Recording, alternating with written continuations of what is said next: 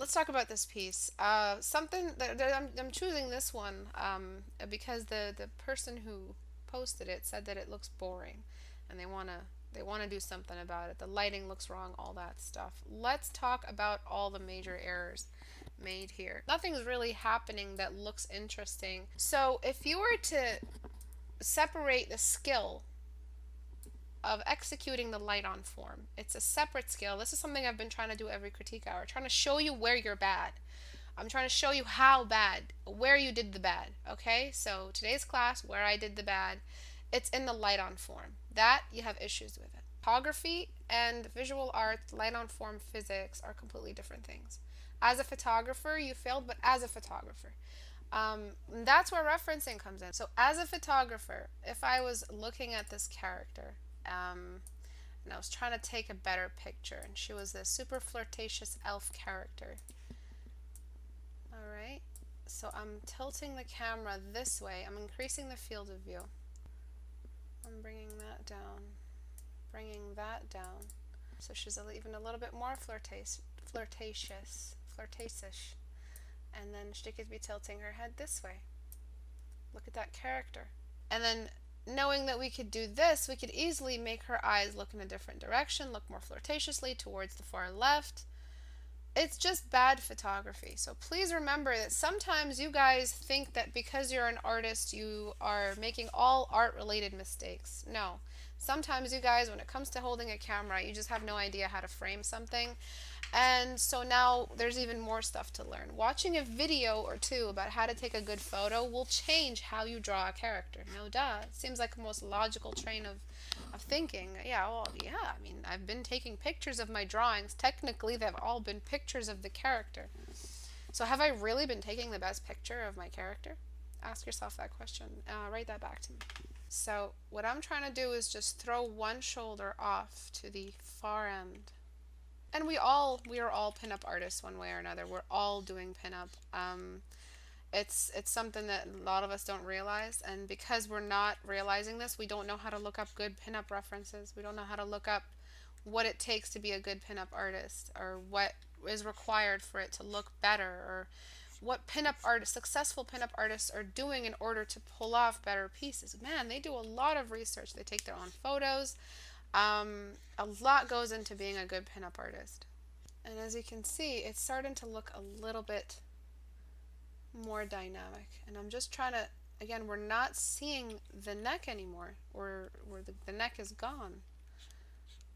And you would not have picked that up without reference, or at least some really, really intensive, sweat-inducing concentration with no reference, trying to break down the perspective.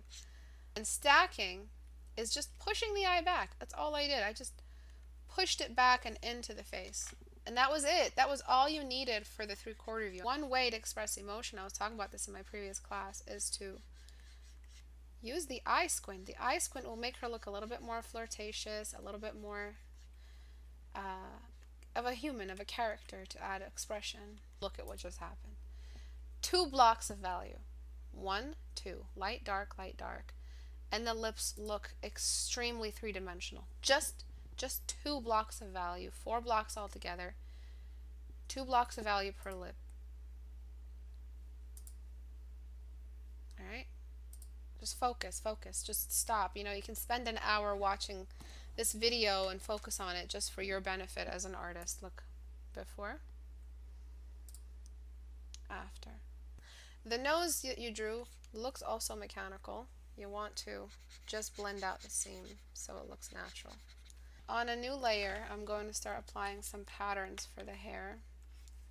Nothing extreme, just some extra flow on the hair. And then for the cast shadow, it's really very simple. We just get a soft brush, skin tone. Soft brush, skin tone. I'm just gonna, you kind of have to fake a lot of it. I'm telling you right now. A cast shadow is for the most part a faked entity in your paintings, but we still try to push as much realism as we can in their behavior in our paintings. So new layer, I'm casting a shadow, like I'm really darkening this part of the canvas. Feel free to bring in a color. Like I would go for some like fuchsia madness. And this is how you could save that darker half, just with some basic bounce light. Nothing intense really, just anything that'll help you kind of identify anywhere where we have a loss of volume because of shadows. And this is something every single, I'm gonna say it, I'm gonna say the word, cheap anime pinup artist does. It's just a quick trick. It's a valid trick. It's used in photography. When you have lost a lot of volume because of a shadow, you bring in a secondary to help you gain some of it back. But it's a cheap trick if you're using it to save your painting and add flash every time. But yeah, it's a cheap trick, period. But it's fun, right? Oh, look at the flash. Oh, I can't wait to get this to this part of the painting. Let me skip every fundamental just so I can get to the flashy highlights. Just so I can get to this fun stuff. Let me skip every freaking fundamental that will save my drawing. Even if they're a good artist, they'll skip them because they think, oh, it'll save them. And of course, people will pay. But it's used everywhere. It's a valid tool. It's used in photography, and I don't want to skip it. I don't want to completely write it off. It's just lighting. It's innocent. It's not really its fault that it's being overused, but it is overused nonetheless. And you see how her head is off center? That's because it's all about her boobs. This is a pinup. So you need to focus a little bit more on the boobs or bring the entire piece down here if you want it to be about the character. Alright, but I'm not going to focus on the boobs. It's not about that. It's a bit more about staging and all that goodness. Before, no perspective, boring. The eyes were melting like a Salvador Dali painting. Because you were not applying stacking, you melt. It looked like her eye, the water lines were sagging down. That's because you're not doing enough trace over diagrams.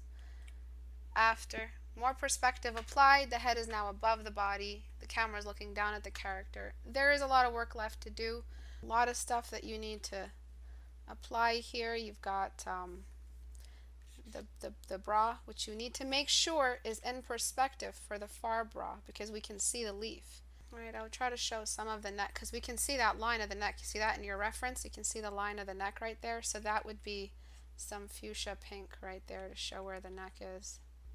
So before, after. Do you see how the face didn't feel organic?